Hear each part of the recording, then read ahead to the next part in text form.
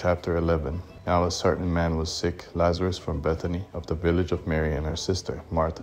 It was that Mary who had anointed the Lord with ointment and wiped his feet with her hair, whose brother Lazarus was sick. The sisters therefore sent to him, saying, Lord, behold, he for whom you have great affection is sick. But when Jesus heard it, he said, This sickness is not to death, but for the glory of God, that God's Son may be glorified by it.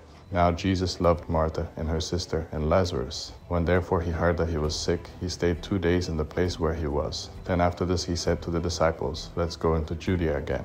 The disciples asked him, Rabbi, the Jews were just trying to stone you. Are you going there again? Jesus answered, Aren't there 12 hours of daylight? If a man walks in the day, he doesn't stumble, because he sees the light of this world. But if a man walks in the night, he stumbles, because the light isn't in him. He said these things, and after that he said to them, Our friend Lazarus has fallen asleep, but I am going so that I may awake him out of sleep.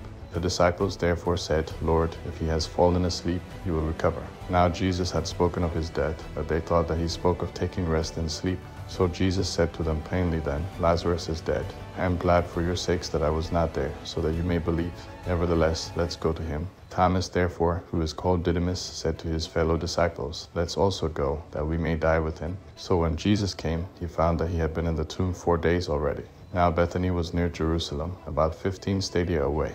Many of the Jews had joined the women around Martha and Mary to console them concerning their brother. Then when Martha heard that Jesus was coming, she went and met him, but Mary stayed in the house. Therefore Martha said to Jesus, Lord, if you would have been here, my brother wouldn't have died. Even now I know that whatever you ask of God, God will give you. Jesus said to her, Your brother will rise again. Martha said to him, I know that he will rise again in the resurrection at the last day. Jesus said to her, I am the resurrection and the life.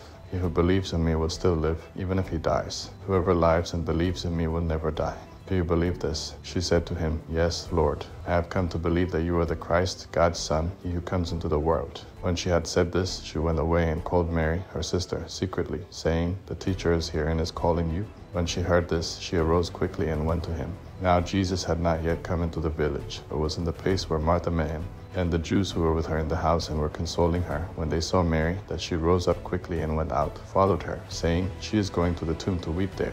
Therefore when Mary came to where Jesus was and saw him, she fell down at his feet, saying to him, Lord, if you would have been here, my brother wouldn't have died. When Jesus therefore saw her weeping, and the Jews weeping who came with her, he groaned in the spirit and was troubled, and said, Where have you laid him? They told him, Lord, come and see. Jesus wept. The Jews therefore said, See how much affection he had for him. Some of them said, Couldn't this man, who opened the eyes of him who was blind, have also kept this man from dying? Jesus therefore, again groaning in himself, came to the tomb. Now it was a cave, and a stone lay against it. Jesus said, Take away the stone. Martha, the sister of him who was dead, said to him, Lord, by this time there is a stench, for he has been dead 4 days. Jesus said to her, Didn't I tell you that if you believed, you would see God's glory? So they took away the stone from the place where the dead man was lying. Jesus lifted up his eyes and said, Father, I thank you that you listened to me. I know that you always listen to me, but because of the multitude standing around I said this, that they may believe that you sent me. When he had said this, he cried with a loud voice, Lazarus, come out.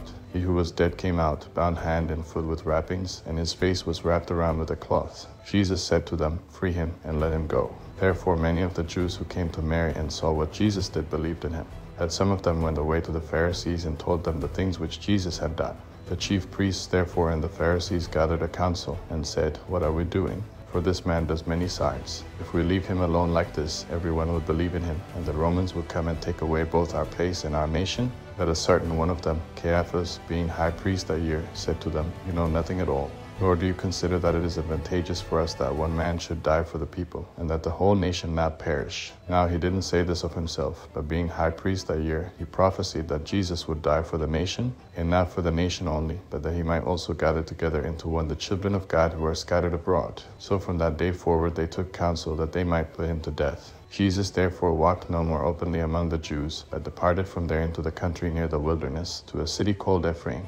He stayed there with his disciples. Now the Passover of the Jews was at hand. Many went up from the country to Jerusalem before the Passover to purify themselves. Then they sought for Jesus and spoke with one another as they stood in the temple. What do you think, that he isn't coming to the feast at all? Now the chief priests and the Pharisees had commanded that if anyone knew where he was, he should report it, that they might seize him.